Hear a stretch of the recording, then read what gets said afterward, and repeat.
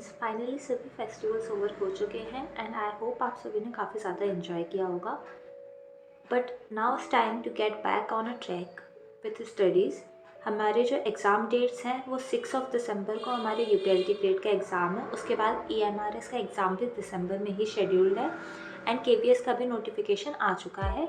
तो अब हम लोग को वापस से अपनी स्टडीज़ को ट्रैक पर लाना बहुत ज़्यादा इम्पॉर्टेंट है. तो मैंने सबसे पहले स्टार्टिंग की है टीचिंग एप्टीट्यूड के साथ. मैंने जो फर्स्ट स्लॉट है मैंने अपने डे को 2 स्लॉट में डिवाइड करके रखा है. जो फर्स्ट स्लॉट है मैं उसमें EMRS का प्रिपेयर करती हूँ, जो टीचिंग एप्टीट्यूड हो गया, NEP, ICT, ये सारे टॉपिक्स. और जो सेकंड स्लॉट है मैं उसमें UPLT ग्रेड एग्ज़ाम की मैथमेटिक्स को कवर करती हूँ. तो सबसे पहले तो मैंने यहाँ पर नोट्स की PDF चेक कर रही थी. जो टीचिंग एप्टीट्यूड के मुझे आज नोट्स बनाने थे, तो उसमें जो सर ने PDF दी थी नोट्स की, मैं उसको देख रही थी क्योंकि मैं नोट्स का यूज़ करती हूँ. और जो मैंने क्लास जिस टाइम पे पढ़ी थी उस टाइम पे जो भी सर ने नोट्स मतलब जो भी सर पढ़ा रहे थे उसके मैंने नोट्स अपने आप से बनाती जाती हूँ. शॉर्ट में बोल सकते हैं रफली लिखती जाती हूँ, जिससे पॉइंट्स को रिमेंबर करने के लिए. तो मैं काफ़ी ज़्यादा शॉर्ट नोट्स प्रिपेयर करती हूँ अपने. इसमें भी मैंने अपने नोट्स प्रिपेयर करना स्टार्ट कर दिया है. और मैं unit 5 classroom management and communication के ऊपर यहाँ पे नोट्स प्रिपेयर कर रही हूँ. इसमें एक काफ़ी इम्पॉर्टेंट टॉपिक था या पॉइंट बोल सकती हूँ मैं, आइडियल बैलेंस करके. आइडियल बैलेंस पूछा गया है एक्टिव लर्निंग में. तो एक्टिव लर्निंग में जो आइडियल बैलेंस होता है, ये 70% जो होता है वो हमारे लर्नर टॉक होती है और 30% जो होती है ये टीचर टॉक होती है. उसके बाद मेरे नोट्स कंप्लीट हो जाते हैं. वैसे मैं मॉर्निंग में जनरली छत पर पढ़ाई करती हूँ, बट क्योंकि आज बारिश हो रही थी इसलिए मैं रूम में ही पढ़ रही हूँ. उसके बाद फिर मैंने NEP का सेशन स्टार्ट किया. NEP के सेक्शन में भी सेम मेरी क्लास NEP की कंप्लीट हो गई है. तो NEP के भी मुझे नोट्स बनाने थे क्योंकि मैंने क्वेश्चन प्रैक्टिस कर रही थी, तो मुझसे क्वेश्चन बन नहीं रहे थे. ऑब्वियस सी बात है, जब मैं रिवाइज़ नहीं करूँगी तो क्वेश्चन कैसे बन जाएंगे. तो मैंने जो मेरे रफ नोट्स बोल सकते हैं उनको फेयर करना स्टार्ट किया. मैं पूरा कॉपी नहीं करती, जो भी इंपॉर्टेंट पॉइंट्स मुझे लगते हैं मैं सिर्फ वो लिख लेती हूँ. तो यहाँ पर मैं जो सर ने NEP के नोट्स की PDF भेजी थी उसी को एक बार रीड कर रही थी, जिससे मुझे समझ में आया कि मुझे कौन से पॉइंट्स लिखने हैं या क्या छोड़ना है. तो मैंने NEP का स्टार्ट किया है विथ फाउंडेशन ऑफ NEP 2020. मतलब NEP 2020 बनने से पहले कि जो कमीशंस आए हुए हैं, जैसे राधा कृष्णन कमीशन हो गया और इसके अलावा मुदेलियर कमीशन हो गया, नेशनल कमेटी कमीशन हो गया, कोठारी कमीशन, यशपाल कमेटी, और जो NEP से पहले आई हुई NEP है जो कि NEP 1968, NEP 1986 और NEP 1992, क्योंकि इन्हीं के बाद जो है हमारी NEP 2020 स्टार्ट होती है. हमारे जो एग्ज़ाम पॉइंट ऑफ व्यू से इम्पॉर्टेंट है वो NEP 2020 ही है, बट कुछ बोल नहीं सकते क्योंकि एग्ज़ाम में तो वो कुछ भी कहीं से भी पूछ लेते. तो मैंने काफ़ी शॉर्ट में ही जो राधा कृष्णन कमेटी है और जो मुदेलियर, मतलब जितने भी कमेटी और कमीशंस हैं उनके बारे में यहाँ पे पढ़ा था.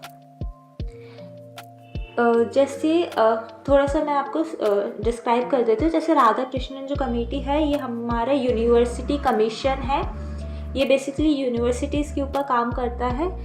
ये 3 डिग्री कोर्सेज़ के लिए है और इसमें इंक्लूजन है इंडियन लैंग्वेज का. फिर मुदेलियर कमीशन जो आया था इसमें ये पॉइंट काफ़ी ज़्यादा इंपॉर्टेंट है. ये 8+3+3 के लिए वर्क करता है.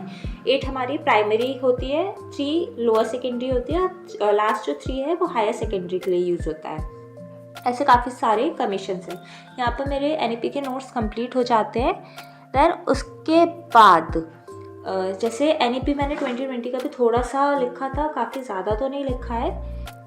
उसके बाद मैंने थोड़ा सा ब्रेक लिया था जिसमें मैं नहाकर खाना वगैरह खाकर फ्री हो गई थी. थोड़ा मतलब ज़्यादा ही लंबा ब्रेक हो गया था. उसके बाद मैंने अपनी मैथ्स की क्लासेस करनी स्टार्ट की है. तो यहाँ पर मैं मैथ्स में अपनी जो ग्रुप थ्योरी है उसको पढ़ रही हूँ. तो मैंने मेरे लेक्चर ऑलरेडी कंप्लीट हो गए थे. अप टू लेक्चर 9 तक मेरे लेक्चर कंप्लीट थे. तो इससे मैंने लेक्चर 10 से लेके लेक्चर 17 तक लेक्चर वॉच किए थे, जो कि जैसे लैग्रांजेस थ्योरम थी और इसके अलावा normal subgroup, quotient group, properties of quotient group, ये सारे टॉपिक्स मैंने कवर किए थे. Homomorphism, fundamental theorem of homomorphism, kernel of homomorphism, ये सारे टॉपिक आज मैंने इन वीडियोस की हेल्प से कंप्लीट किए हैं अपने.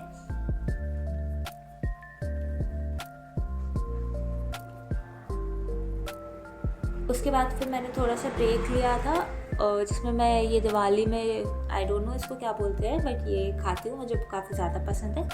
आफ्टर दिस छोटू सा ब्रेक उसके बाद मैंने वापस से अपने लेक्चर्स कंटिन्यू किए, क्योंकि ये वाला जो पार्ट है ग्रुप थ्योरी का, इसमें ज़्यादातर हम लोग के क्वेश्चंस कम है बोल सकते हैं और थ्योरी बेस ज़्यादा है, तो इसमें थ्योरी ही रिवाइज करनी है प्रॉपर तरीके से बार बार, जिससे कि हम लोग इसके जो भी छोटे मोटे क्वेश्चंस आते हैं वो बना सकें। इसमें मोस्टली जो थ्योरम पे बेस्ड क्वेश्चंस हैं वो काफ़ी ज़्यादा पूछे जाते हैं। जैसे लास्ट टाइम यूपीएलटी ग्रेड में ये क्वेश्चन आया हुआ है, जो इनफाइनाइट साइक्लिक ग्रुप होता है उसके कितने जनरेटर्स होता है, तो इसका आंसर था that every infinite cyclic group has 2 and only 2 generators. मुझे सारी तो वीडियो मैंने रिकॉर्ड नहीं किया है, इसमें जितनी पॉसिबल हो सकती थी उतना मैंने रिकॉर्ड किया है आपके लिए ज़्यादा से ज़्यादा। आई होप आप सभी की भी पढ़ाई अच्छी चल रही होगी। मुझे पता है कभी कभी मन नहीं करता है पढ़ने का, बट फिर भी हम लोगों को करना तो पड़ेगा ही।